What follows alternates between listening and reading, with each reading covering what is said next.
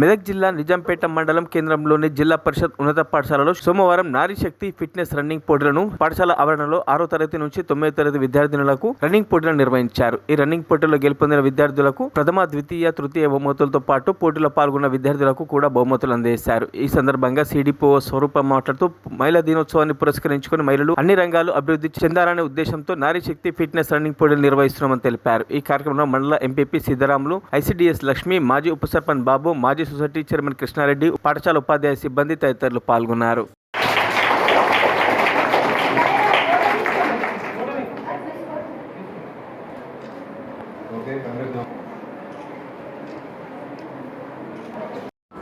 నేను CDPO Ramanpet, ICDS project Ramanpet. నా పేరు స్వరూప. ఈరోజు కార్యక్రమానికి మనకు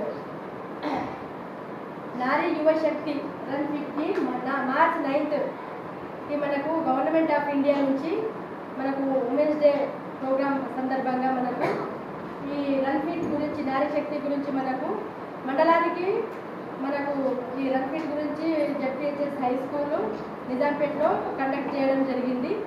ఇందులో 8th class, 7th class, 6th class పిల్లలకు క్లాస్ వైజ్గా 1st, 2nd, 3rd ప్రైజ్ నిర్వహించడం జరిగింది.